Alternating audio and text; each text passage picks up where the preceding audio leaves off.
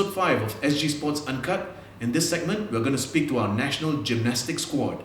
They include Avryl Tan, Shane Tan, and Leah Chew.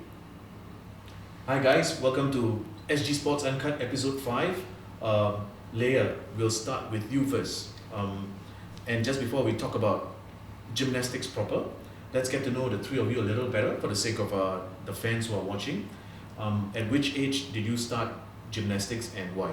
Leah Chew. I started doing gymnastics when I was 7 years old. I started it because of my older sister. Because of your older sister? So she's a gymnast as well? Yeah.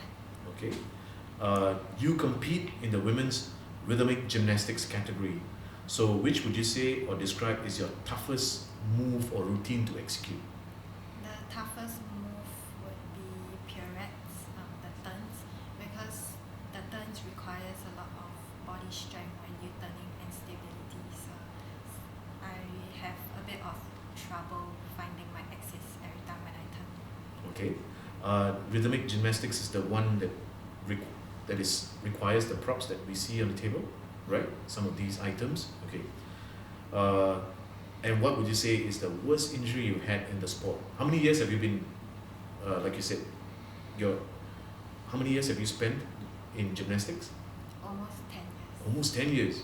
So over that period, did you undergo a troubling injury? When I was 15, I had a stress fracture on my left foot. Because of the pirouettes? No. No. Okay. Because of jumps. Because of jumps. Okay. And how long did it take you to recover? I couldn't train properly for almost 2 months. Wow. Okay. Well, you're back now, just in time for the SEA Games as well. So great job, Leah Chew. Let's come to Avryl Tan. Avryl, which is your best moment of 2019 and why? I think it'll be when I won national championships this year. Not just about the placings or rankings, but more of realizing how much I've progressed since 2018. So nationals was one of the first few competitions of the year, and I could see an improvement in my scores. So that was a really proud moment. Okay, nice.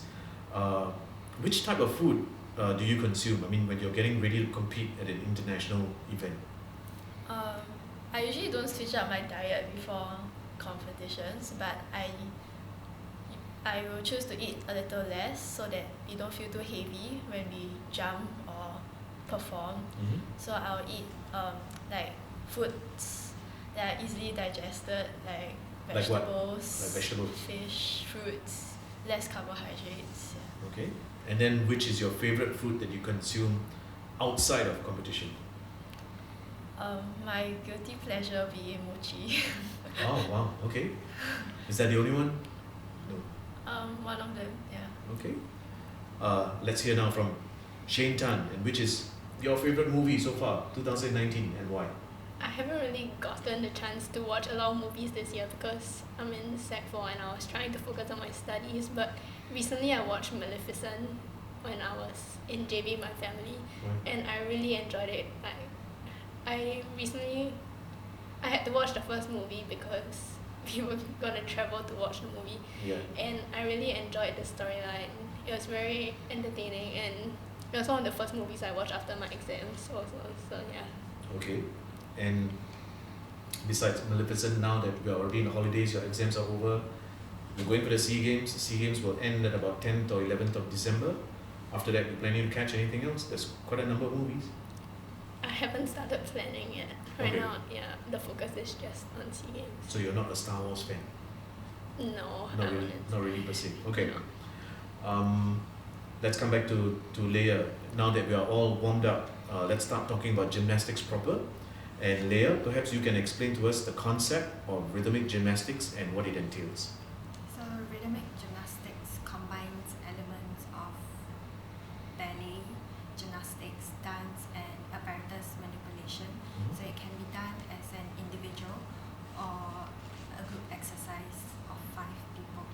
And I think rhythmic gymnastics also involves in character building.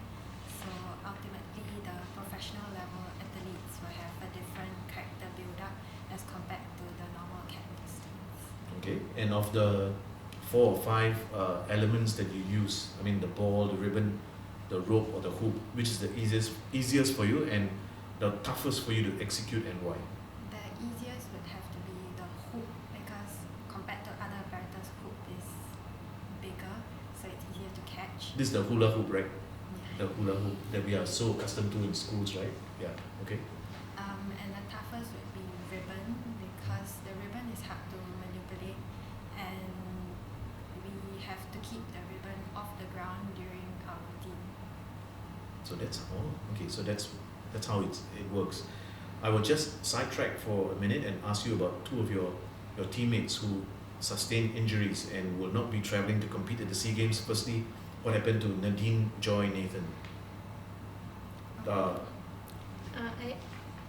For Nadine, about 2 weeks ago, we were having podium training for this competition called Prime Invitational, and during podium training she under-rotated during vault and she had a short landing, and And that's how she injured herself. yeah, and she isn't ready for SEA Games, so she won't be travelling and competing with us this time. Yeah. Okay. Then another athlete that was a recent injury, Tan Tzu Eun, I believe, who just last month became the first Singaporean gymnast to qualify for the Tokyo Olympic Games. And what happened to her? She was also injured during training. I don't think the injury was that serious, but in the interest of having her being healthy and performing her best at Tokyo, the Singapore Gymnastics and her have decided to pull out of SEA Games also. Yeah. Okay. And let the both athletes recover fully instead of rushing back. Yeah, so that they'll be safer also. Yeah. In the long run. Okay. Avryl, we come to you next. Let's talk about some of the events that you competed in the last few months leading up to the SEA Games. I'm referring to the Chongqing Cup in China, and you came out on top in a certain discipline. Which was that? The event that you competed in? I competed in hoop, ball, clubs, and ribbon. Okay. Yeah. And you managed to clinch first place in? All of them. In all of them? Yeah. Right. Okay. So what was your strategy? Being able to clinch top in all 4? So when I was training for Chongqing Cup, I was actually prepared for it. Like my routines were rather stable. So when I was going to compete, I just told myself that all I had to do was perform as per usual, like I do in my training, or maybe even better, which I managed to do. So with that performance, I was able to attain first place. Okay. And why was this win important for you? It wasn't like a huge competition, but then it was definitely a confidence booster. Also knowing that I have the ability to perform clean routines, and then now I know that the only way is to keep pushing myself and to further improve my routines. Okay. Just before we go any further, for the benefit of our audience watching, could you briefly tell us how is your performance judged? So Rhythmic Gymnastics is judged based on execution, artistry, and difficulty. So execution is like if we catch our apparatus wrongly or we drop it, then it'll be deducted from execution as like a technical fault. And then artistry score is like our music, our choreography, as well as expression. So how we perform with our music, that'll be our artistry score. And then difficulty score is the difficulty of our elements that we perform. So we have our jumps, pirouettes, balances. Okay, nice. Okay. Shane, you're up next. You were involved with Tzu En at the Asian Championships team finals back in June. You competed in the balance beam. How did you fare overall? I felt like in that competition I did not do as well as I wanted to because I wasn't that confident, and leading up to the competition I felt like my training wasn't the best it could be, so it translated during competition and I didn't do that well. And then I actually did fall off apparatus, but I feel like in the end it's a really good experience for me because it helped me. I could observe the other gymnasts performing and Sure. training at the same time, and it showed me what I should be doing and could be doing to improve myself. Yeah. Okay. So Shane, then can I ask what made you decide from competing in artistic gymnastics versus rhythmic gymnastics? I think it was a matter of how I started, because I started when I was 5, and then my mom, to give me and my older sister an outlet for our energy, she put us both in artistic gymnastics, and from then on I just continued improving and learning new skills, and I've continued training until where I am now. Right. So yeah, it's And- always been artistic gymnastics for me. And within artistic gymnastics, is the balance beam your favorite pet event? I would say so, yes. I find it the easiest to perform. Not necessarily during the competition, because I get nervous, but balance beam I feel like is the apparatus where I can focus the best on, since there's such a small room for error. Yeah, and I feel like that helps me perform better. Awesome. Leah, you competed in Beijing in August at the Chongqing Cup as well. You finished second in the individual all-around. How would you assess your performance? I think that I could have done better because I made a few mistakes, and those mistakes could have been avoided if I was more careful. Okay. Then can you describe the level of competition at this event? I think, yeah, adding on to what she said earlier. The Zhonglin Cup is at an international level, so all gymnasts all around can come and compete. Okay. I believe you clinched second place overall. Yeah, well done.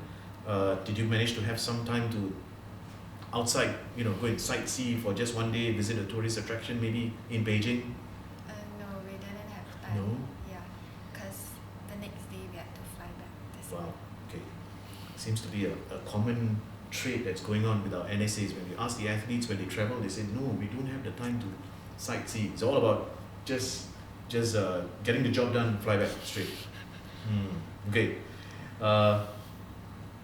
Avryl, let's deviate for a moment and talk about the launch of the Active SG Gymnastics Academy. I believe 4,000 kids. 4,000 kids showed up for the launch in August at the National Stadium. How significant is this academy for Singapore? I think it's really significant, and it's a huge event, so I'm really glad that 4,000 kids actually showed up, and also to bring more awareness about gymnastics in Singapore to all the little kids in Singapore. And because gymnastics in Singapore, or rhythmic gym, is still developing, it's like a really young sport, so not many people actually know about rhythmic gymnastics, and I'm really glad that with this launch many kids were able to try out gymnastics and have fun. Okay, nice. Yeah, I'm sure they did, based on the photographs that we saw. And what about the Kinder Gym program for the kids in August? How can the kids at home or the parents watching the show, be a part of this program at Active SG?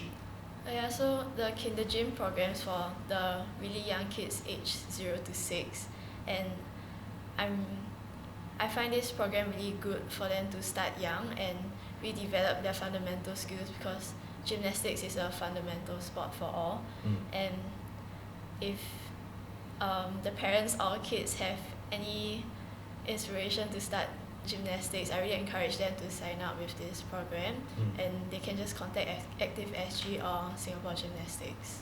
Okay, so Shane, talking about Singapore Gymnastics, which is the governing body of the sport here, maybe you can tell us what are one or two of the youth development programs that are at Singapore Gymnastics. Singapore Gymnastics actually rolled out a developmental program this year, and its aim is to connect clubs, coaches and gymnasts. And Singapore Gymnastics also cater to younger gymnasts so that they can start developing their skills and building up basics from a young age, so that in future if they want to, they can compete at the elite level and represent Singapore. Okay, and what about the coaches? I mean, are we getting the right people to be in charge of teaching the youth of today? I would say so, yes. For the coaches, Singapore Gymnastics will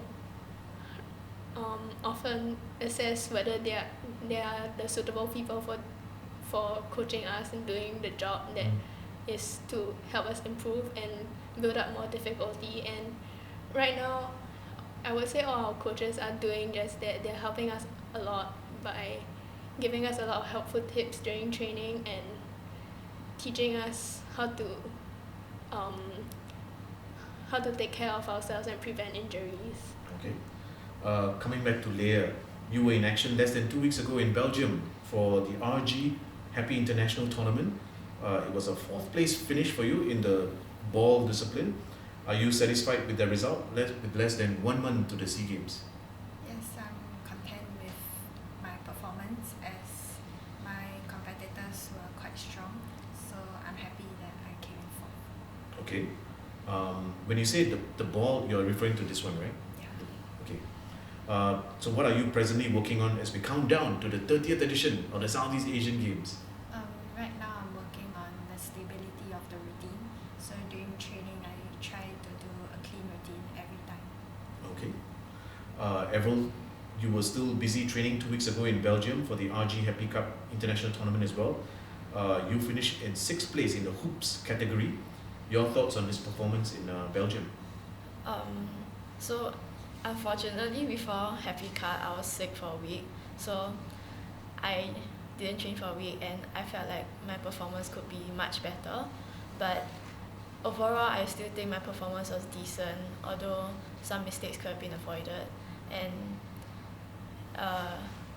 so for my hoop, it was actually one of my stronger apparatus and I was glad to be able to achieve something with it.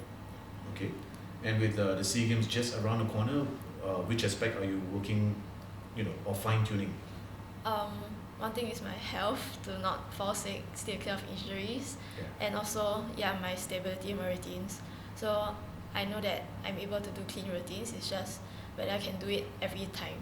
Yeah. Who picks the music for you in the routines? Usually the coach does. The coaches? Yeah. Okay. Shane, what are you doing now in the final lead up to the games? Right now, because it's the holidays, so our training intensity has gone up. We have full day training 4 times a week, and during that training I just work on becoming more consistent in each of my routines, and I'm really aiming to stay healthy until the end of SEA Games and beyond, so that I can go out there and compete at the best of my abilities. Yeah. Nice. And just before I get all your final hopes for the 2019 SEA Games, Shane, I hear, or somebody told me that you're a big fan of concerts, So which was your latest concert that you attended in Singapore or overseas? This year in May, when Troye Sivan came to Singapore, I went to his concert. I went with one of my classmates and I had a really good time there. And Where was it? it was in Singapore. What? Yeah. I was at the Star Vista. Okay. Yeah. Okay. And then one of the concerts I'm eyeing in the future is Harry Styles' Love on Tour. I really want to go because I've been really enjoying his music nowadays, and I feel like I've watched videos from his previous concert tours and they look really fun. So I'm really, He's been here before, right? Yeah. And twice. you missed it. Yeah. You missed it. Yeah. Oh, okay. So favorite concert of all time that you've attended? All time. I would say Troye Sivan because I was able to get Cat 1 tickets, so I was closest to the stage, and I actually met a new friend there, so it was a very good experience. Friend for life. Okay. Avryl, I understand that you live by the motto, fight the hardest when we feel like giving up. Fight the hardest when we feel like giving up. Could you tell us what this motto means to you? Yeah, so in training, my coach always says that whenever we're tired, in pain, and just feel like giving up, that's when we have to fight the hardest, because once we pull through, we'll be 2 times stronger. So I always believe that if if we always want to stay in our comfort zone and don't fight, then we will never have the chance to grow. And I believe if we fight our hardest, then we'll be rewarded some way. That's a very good, motto to live by. Leah Chew, I hear that if you were not a gymnast, you would have been a dancer. Is that correct? Yes. Okay. So why dancing and which type of dancing? When I was younger, I enjoyed dancing with my sister. Okay. Yeah, so if the type of dance that I might get into would be contemporary dance, because contemporary dance combines different dance genres. Okay. I assume you still have a dance background somewhere. You're dancing in your bedroom or somewhere, right? Do you have a favorite international dancer that you have your eye on? No, because I'm busy with gymnastics and school, so I don't really have time to look up Okay. on other Okay. international dancers. All right. Leah, you'll be competing in the SEA Games for the very first time. What are your expectations of yourself?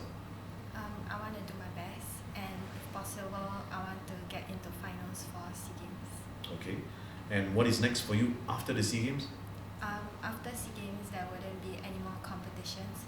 So during the time, I would like to rest, relax, and spend some time with my friends and families. Okay, nice. And then end the year and start a brand new decade, 2020. Avryl, what about your hopes in your second SEA Games campaign? So for my second SEA Games going as an individual athlete, I am aware that the competition is quite strong. So honestly, just want to do my best and perform my routine the best way possible, just like how I do in training. Okay. And what are your plans for the sport in 2020? Right now I'm more focused on SEA Games, so I haven't actually had big plans or visions for 2020. So after SEA Games, I'll evaluate and discuss with my coach about my plans for 2020. I have to admit, I'll be going up to the SEA Games as well to cover on behalf of the SG Sports media team. My last SEA Games was in 2011 in Palembang, Indonesia. I remember watching Lim Him Wei, doing her routine. Him Wei, of course, is a famous gymnast, and now I believe she's working with she's still affiliated with the sport. And yeah, I sat there, I think, for one whole day and watched her and other athletes compete. It is amazing what the gymnasts can perform, both the men and the women, in from the floor exercises to these routines as well. So hats off to all of you for the sacrifices. I know it's not easy to even maintain a diet and to put everything that you like, ice cream, chocolates, whatever, on hold and do so. Good job to all you guys. Shane, what about you? It's your SEA Games debut as well. What are you hoping for in this coming campaign? First and foremost, I'm aiming, like I said before, to remain healthy. And then once I'm at Philippines, I want to perform to the best of my abilities and perform the way I've been training, because in training now all my routines are quite consistent. So I feel like if I go out there and I can perform these routines, I'll be very happy with myself, and I can prove to myself and other people that I can perform to that ability. Yeah. Okay. Well, there you have it. That about brings us to the end of this discussion on gymnastics. But as with tradition on the show, we've asked the athletes to sort of bring a special item that is of value and significance to them. So Leah, what have you brought for us? So I brought this red towel. Okay. So I bring this towel to every competition I go to. Yeah. And when did you get this red towel? I got it about 4 years ago. 4 years ago. And what do you use it before every event?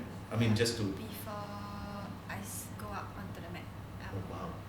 Okay, so it's traveled with you several countries. Okay, nice. Do you have a name for the towel? No? Okay. You never know. Shane? I brought my leotard. Oh, nice. Yeah, this is actually the first leotard I got on the national team.